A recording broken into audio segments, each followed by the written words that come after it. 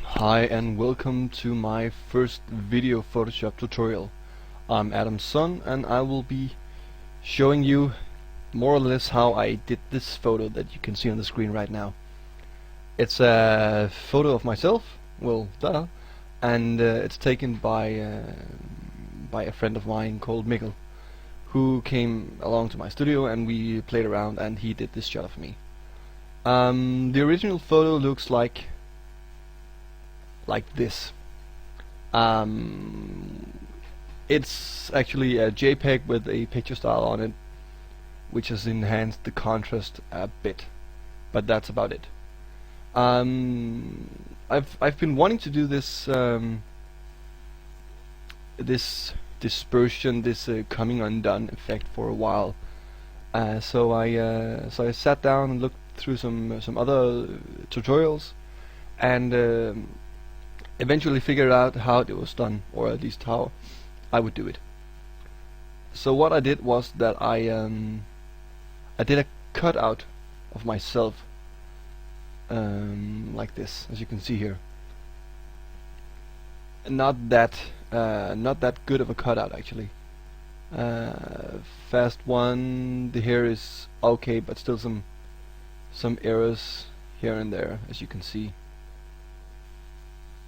Right here, I did it with the extraction tool,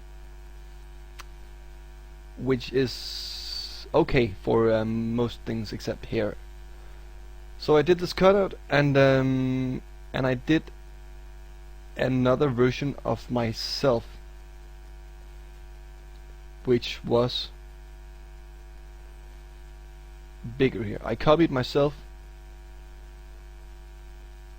and placed it right behind me like that, made this one darker, and I did this one as well, which was just dragged out of proportion to be the fragments behind me. Okay, let's see here. So what I did was let's go to this layer. And I added a layer mask and filtered with black so that the effect was not shown. And then I took, as you can see here, a brush, white brush, with the maximum flow and opacity, and just painted, not painted, but tapped the effect back, like this. I tapped back the visibility of myself. I did this with varieties of different splatter brushes found online. You can find free brushes all over the place. But doing this gave me the effect of this dispersion, or this fragment effect. Okay, and I did this with the darker version as well, as you can see here. The darker version of myself.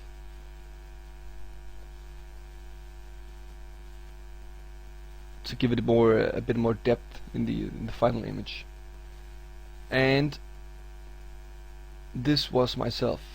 I did the opposite with the cutout version. As you can see here, this is the regular version, and I added a layer mask, and instead of a white brush, I did it with a black brush and painted the effects away or off me. And I tried to find some similar brushes and similar cut-ins in the body to match the disappearing effects, as you can see up here, around this area. But more basically, it's just a try and error. Try, if you can see, to make something look good actually. Okay, this far is good. This is more or less the main effect. I added a white background. As you can see here, I did not add this place though, because there I just used the original image to gain the shadow. Reason why I cannot see the rest of the original image right now is because I had a white layer on top of it, except on that spot right there. I then added some vibrance, not that visible.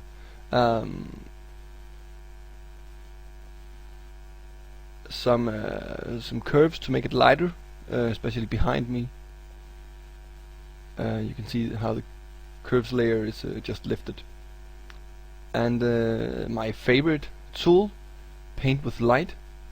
I've mentioned it in some of my written tutorials, but basically it's a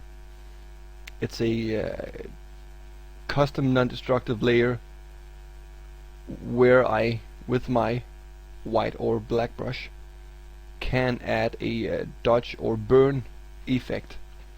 What I do is I create a regular empty layer, use the overlay blending mode, and then I paint highlights back. For instance, like this, I'm painting a highlight back.